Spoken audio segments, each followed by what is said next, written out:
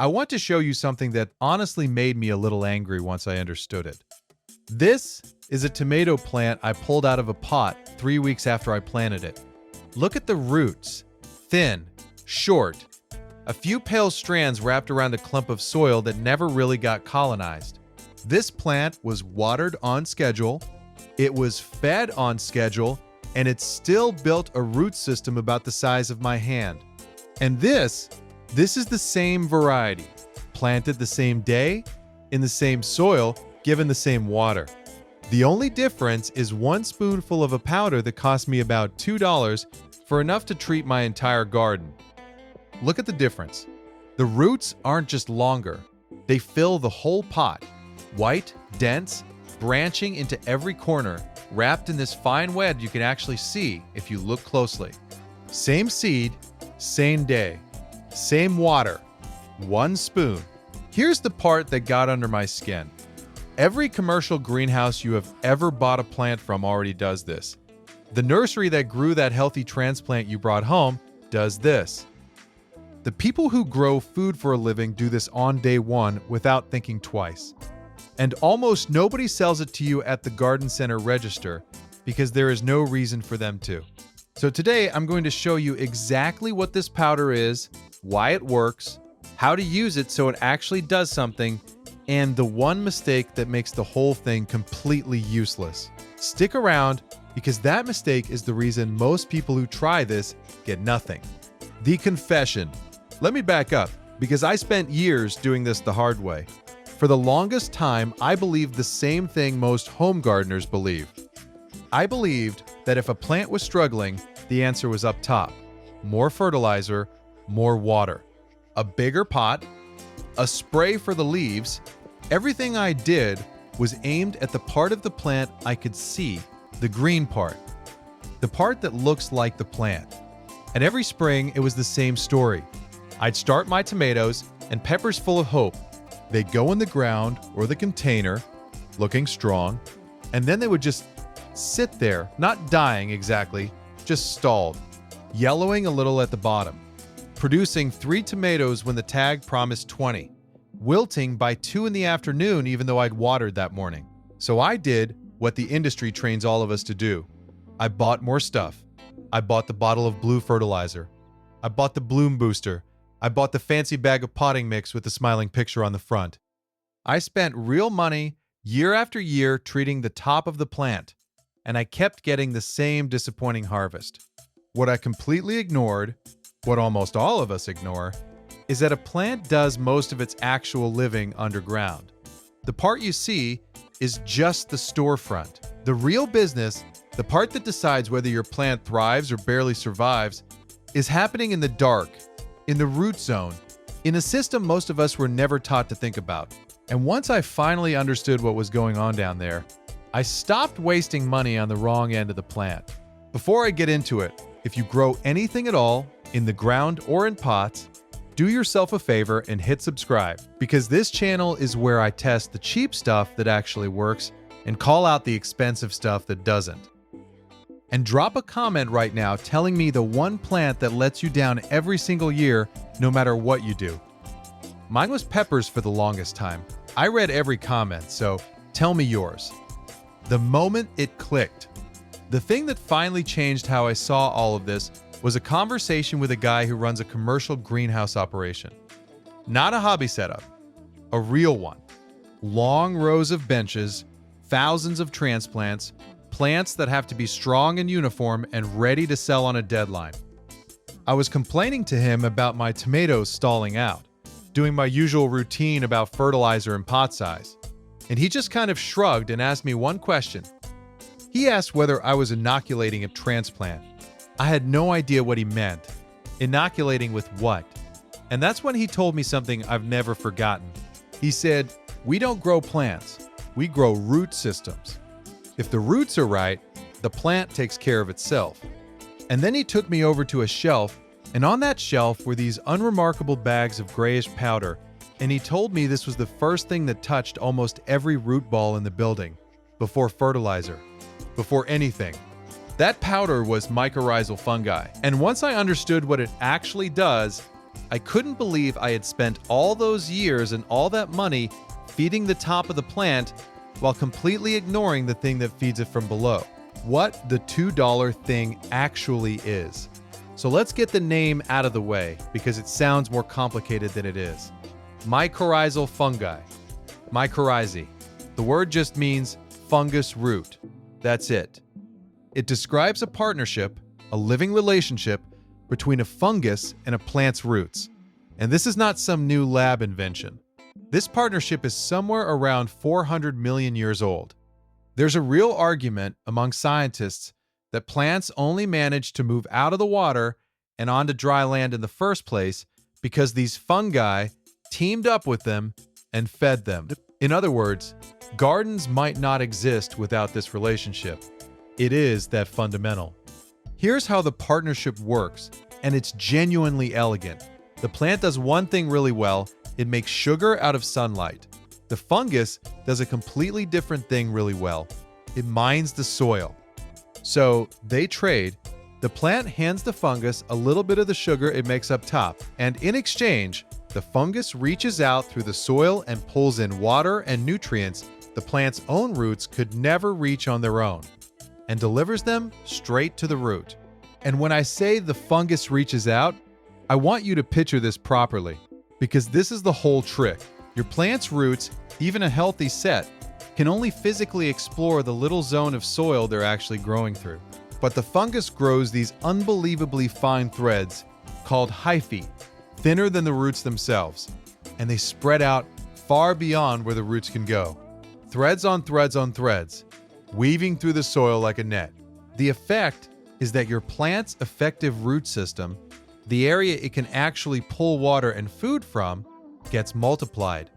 You are, in a very real sense, giving your plant a second root system that does the searching for it. That's the $2 powder. That's the whole thing. The science. In plain English. Let me make this concrete, because it helps. The roots is the kind of vague promise that makes people roll their eyes. And you should roll your eyes at vague promises.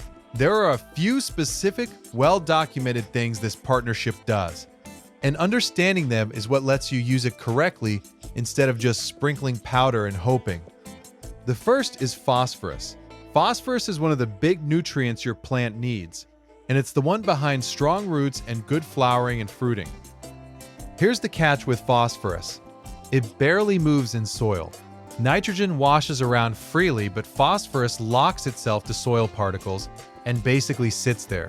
So a root can be starving for phosphorus while there's plenty of it just a fraction of an inch away, completely out of reach. The fungal threads solve exactly this problem. They're fine enough and far-reaching enough to go get the phosphorus the root can't and hand it over. This is the single biggest reason greenhouses bother with it. The second is water. Those same threads pull in moisture from pockets of soil the roots never contact. This is why an inoculated plant will often shrug off an afternoon that makes its neighbor wilt. It has a wider net to draw from. In a hot, dry stretch of summer, that's the difference between a plant that coasts and a plant that panics. The third is what I'd call resilience. And it's harder to see, but it matters. A well-colonized root system tends to stand up better to the everyday stresses that quietly wreck a season. Swings in watering, poor soil, the general shock of being a plant in a pot instead of in open ground. The fungus effectively extends and toughens the root network, and a tougher root network makes a steadier plant. None of that is magic. It's not a growth hormone. It's not a chemical that whips the plant into overdrive. It is, honestly, more boring and more powerful than that. It's plumbing. You are upgrading the plant's plumbing so that everything else you do, every drop of water, every bit of nutrient already in your soil, actually reaches the plant instead of sitting there unused. Why? Greenhouses use it. And why nobody tells you, so if this is so good and so cheap, why is this the first time some of you are hearing about it in plain language? I want to be fair here, because the honest answer isn't a cartoon villain, it's just incentives. Think about who profits from your garden. The people selling you fertilizer profit when you come back and buy more fertilizer. The people selling potting mix profit when you buy another bag. The whole retail garden aisle is built around products you use up and repurchase season after season. That's a repeat purchase business, and there's nothing evil about it. It's just how it's designed. Now think about what mycorrhizae are. You add them once, at the beginning, when you plant. If it takes, the fungus lives in the root zone and keeps working for the life of that plant.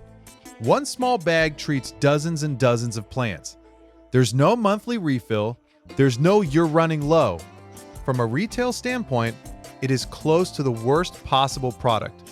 You buy a little, once, and then you don't need much more. That's why it lives on the bottom shelf, if the store carries it at all, with a plain label and no marketing behind it. It's not that anyone is actively hiding it from you. It's that nobody has any reason to push it toward you, because it doesn't make anyone rich on repeat. But the professional growers, the people whose entire livelihood depends on producing strong, sellable, uniform plants on a schedule as cheaply as possible. They don't care about your repeat purchases. They care about results per dollar. And that's exactly why the powder on the greenhouse shelf is the first thing that touches the roots. They're not being nice, they're being efficient. And you can be just as efficient for about $2. If that lands with you, do me a favor and hit that like button, because it genuinely helps push this in front of other people who are still overpaying for the wrong end of the plant. Costs you nothing. Why your containers are the worst case and the biggest opportunity. Now here's the part that matters most.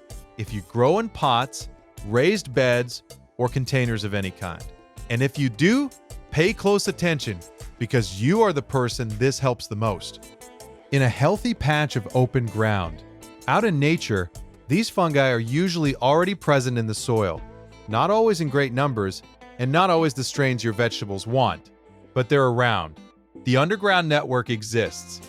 But your potting mix? That bag you bought with the cheerful picture on the front? It is almost always sterile. Peat, coir, perlite, bark, maybe some added fertilizer. And functionally dead, biologically speaking. It's a clean, blank, growing medium, with no living fungal network in it whatsoever. That's actually by design, so the bag doesn't carry pests or diseases. But it means that when you plant a tomato in a fresh pot of bagged mix, that plant is starting life completely alone. No fungal partner, no extended root network, just its own little roots in a bag of dead material, doing all the work by themselves. That is why container plants so often stall in exactly the way mine used to. It's not that you did anything wrong, it's that you unknowingly planted them into a sterile world and then wondered why they struggled to thrive. Which is also why the effect of adding mycorrhizae is usually most dramatic in containers. You're not topping up an existing network, you're installing one where there was none. You're taking a plant that was going to grow alone and giving it a partner on day one. That's the whole reason this trick and container growing belong together. The poorer and more sterile the starting soil, the bigger the difference that one spoonful makes. How to actually use it, the part that matters. Okay, this is the section that decides whether this works for you or does absolutely nothing. So let's slow down. The single most important rule with mycorrhizae is this: the fungus has to physically touch the roots to work. It is not a fertilizer you scatter on the surface and water in. It doesn't drift down and find the roots. It is a living organism that needs direct contact with the root to make the connection. Get that one idea right, and you're most of the way there. So the golden moment is at planting or transplanting, when the roots are exposed and you have direct access to them. That's when you apply it. Here are the reliable ways to do it. The simplest is the transplant method. When you take your seedling or transplant out of its little cell or pot, take a small amount of the powder. For most products, this is genuinely about a teaspoon per plant.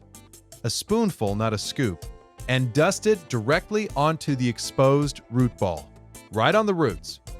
Then set the plant in its hole. As you do that, the powder is now pressed against the roots exactly where it needs to be. The second is the hole method, which I like for bigger plants. You dig your planting hole, you sprinkle the powder into the bottom of the hole and around the sides, and then, this is the key, you set the root ball down so the roots are actually resting against the powder.